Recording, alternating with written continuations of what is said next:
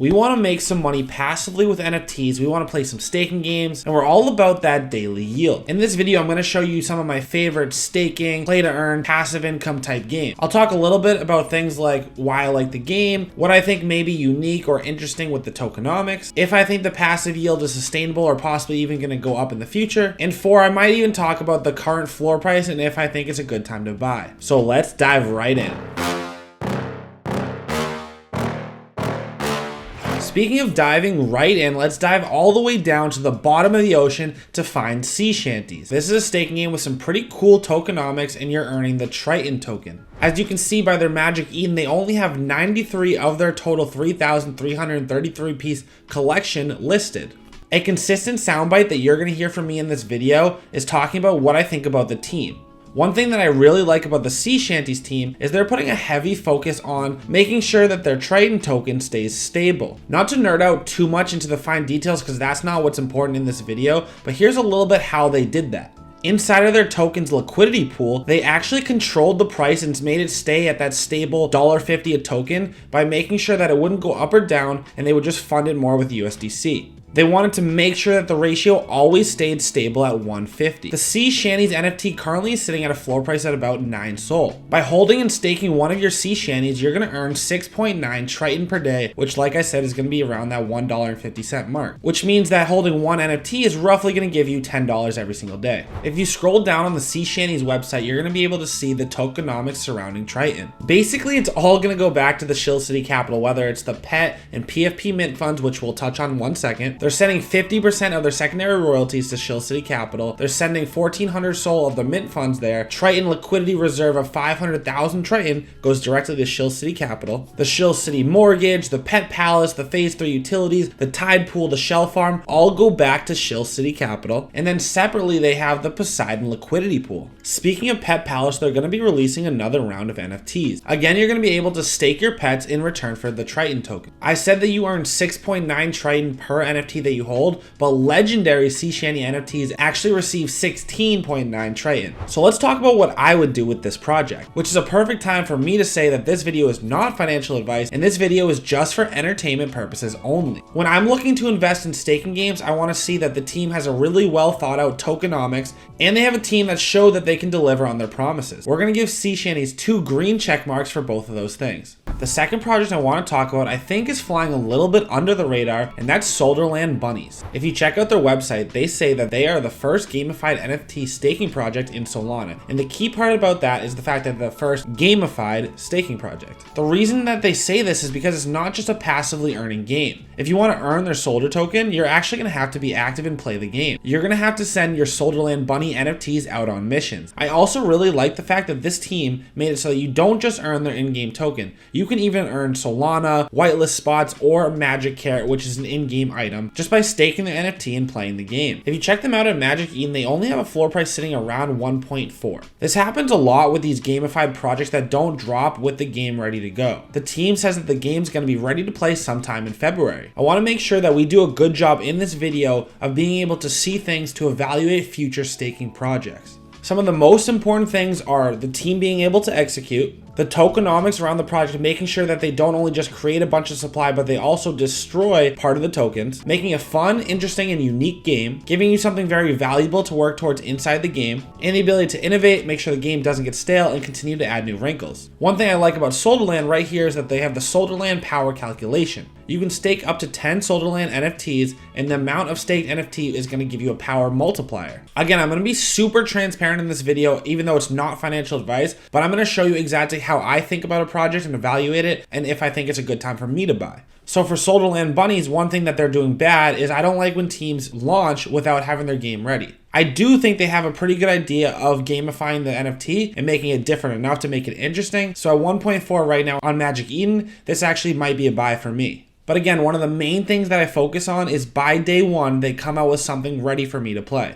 hey, I think this is a great time in the video. You know, I've given you some value and I'm going to give you a ton more value, but I think it's perfect time. It's very reasonable for me now to step in and ask you to go ahead and smash that like button if you're liking the video so far. So this video is about staking, play to earn, and passive income. And one of my favorite ways to make passive income with Solana NFTs is casino games. One project in particular that I own is Space Apes Empire. You can check out this tweet by me on January 27th explaining why I decided that this is going to be my casino play. I tweeted saying, this is what I mean when I say the main thing I look at when investing in a casino game is making sure the team is focused on getting new users for the game itself.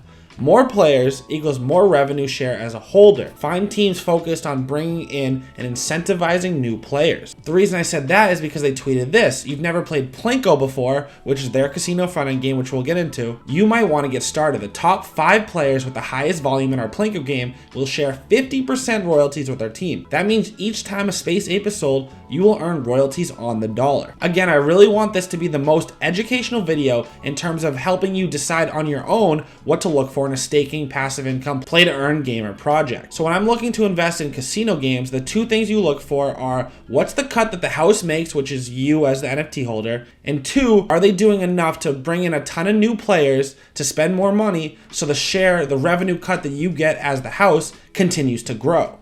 So the Space Apes Empire casino game on the front end ends up taking a 3.5% cut that goes to the house. That 3.5% gets split between 0.5% goes to the founders and 3% goes to the holders. Their game is Plinko, which is pretty straightforward, but the coolest thing is, as you can see by this tweet, is that they just launched it on Phantom mobile app. To me, this is a huge differentiating factor. A casino game that can be played on the mobile app, I think, has a way bigger player pool than only that of desktop. I also love that the team is super transparent. They have this section on their Discord called daily distribution. I think every casino project needs this. They tell you on the day how much has been generated in terms of the house's income and how that's going to be split up. The last few days, you can see 0.005, 0.009, and 0.01 sold per Space Ape that you own. I also like the fact that this is a low supply, only 1111 in the collection, and only 79 are listed, and it's sitting at a floor price around 6.5 sold.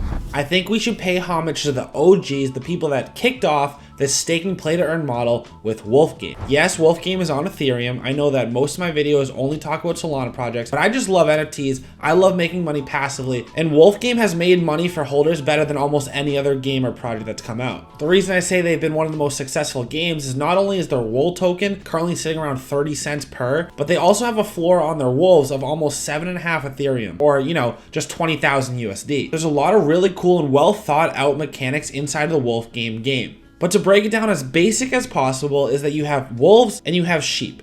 So you have one NFT, the sheep, that's passively earning the game token itself called wool. And then you have the wolves, which tax 20% of that wool production, and they also sometimes steal the wool entirely. This trend caught on like wildfire. Quickly, we saw copycats everywhere. There's cat and mouse game, Oogaverse, Creeps. We also have police and thief game on AVAX. We have cops game on Solana. And the next project I want to talk to you about, which is similar, which is upcoming, is called The Underground. The Underground is also a staking game, but I think they did a phenomenal job with the tokenomics themselves, and I think that's one of the most important pieces of the equation when evaluating a staking game. Just like in Wolfgame, you have the sheep that earn the daily token of the project, but in this case, they're called fighters, which earn the blood token. Then their equivalent to the wolves are the Yakuza. But I got to talk to the Underground team, and I think they did a really good job figuring out the tokenomics and making sure that the token that supports the game itself is stable. It's because, like we said before, it can't just be an inflationary token. There has to be a deflationary or destruction of that token itself. It's also super important when looking at a new staking game that you see there was thoughtful care and attention to detail in the game theory itself. You want the game to be interesting, hard, and you want to make sure that there's strategy behind every single move. So take a look at the economy of the Underground. So roughly 90% of the total supply of the NFTs are going to be fighters. These fighters are going to need to be staked in order to earn the blood token. But this team has actually added in-game items to be able to earn more blood token. You can actually level up your fighter and buy in-game items like the amulets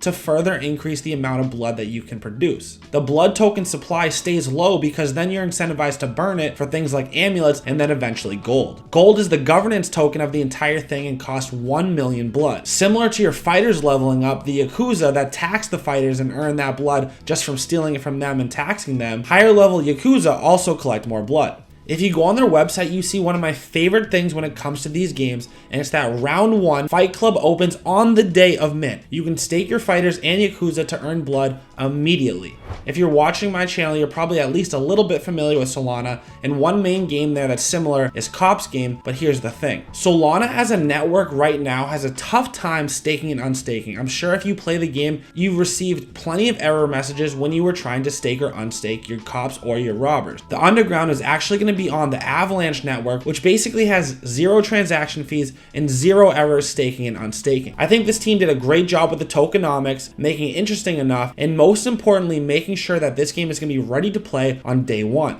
If you made it this far, please make sure that you're subscribed to the channel and follow me on Twitter, because the underground team is going to be hooking up members of my community with special roles inside their Discord, not just regular whitelist spots, but specific roles called Cody's Crew. So make sure you're subscribed to this channel and a part of my community to be able to reap those rewards. There's a lot to take in from this video, so maybe you just want to relax now. So if you just want to watch something a little bit more entertaining, why not go check out my 10 Sol to 100 Sol NFT flipping challenge.